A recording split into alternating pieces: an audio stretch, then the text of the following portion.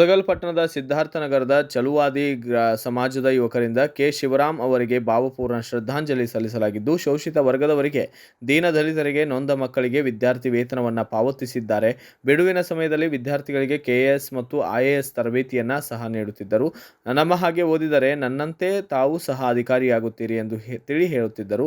ಸ್ವಯಂ ನಿವೃತ್ತಿ ಹೊಂದಿದ ಮೇಲೆ ಸಿನಿಮಾ ಕ್ಷೇತ್ರ, ರಾಜಕೀಯ ಕ್ಷೇತ್ರದಲ್ಲಿ ಹೆಸರು ಮಾಡಿದರು.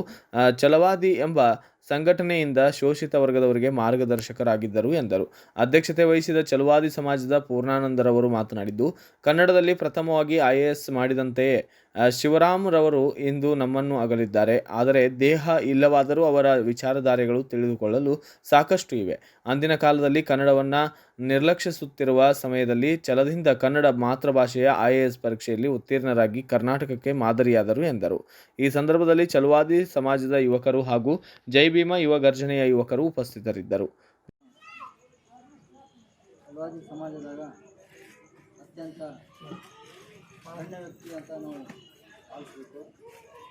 ಯಾಕೆಂತಂದರೆ ಕನ್ನಡದಲ್ಲಿ ಐಎಎಸ್ ಅನ್ನು ಓದಿ ಮತ್ತು ಜನರ ಕಲ್ಯಾಣಕ್ಕಾಗಿ ಐಎಎಸ್ನಲ್ಲಿ ಎಷ್ಟೋ ಜನಕ್ಕೆ ಒಂದು ಅನುಕೂಲ ಮಾಡಿಕೊಟ್ಟಂಥ ನಮ್ಮ ಕೆ ಶಿವರಾಮ್ ಅವರು ಇವತ್ತು ಏನೂ ಇಲ್ಲ. ಆದರೆ ಅವರು ಸತತವಾಗಿ ನಮ್ಮ ಮನಸ್ಸಿನಲ್ಲಿ, ನಮ್ಮ ಈ ಜಗತ್ತಿನಲ್ಲಿ ಅವರು ಮಾಡುವಂಥ ಒಂದು ಕಾಯಕ, ಆ ಕೆಲಸಗಳನ್ನು ನೆನೆಸ್ಕೊಂತ ಅವ್ರನ್ನ ನಾವು ಮನಸ್ಸಿನಲ್ಲಿ ಸತತವಾಗಿ ಇಟ್ಕೊತೀವಿ. ಮತ್ತು ಸತತವಾಗಿ ಆತ ಇದ್ದಾನೆ ಅನ್ನೋ ಭಾವನೆಯಿಂದ ನಾವು ಇವತ್ತು ಭಾಳ ದುಃಖದಿಂದ ಅನಿಸ್ತಾ ಇದೆ.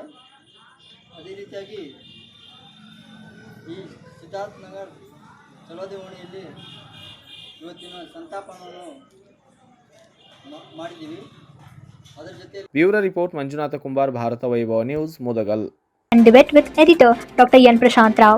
Wanted reporters in print, digital and visual media for Bharat Vaibhav Daily Newspaper, BV News Channel and BV Fast Web News from all the talukas of Karnataka. If interested, send your resume to 9482633333.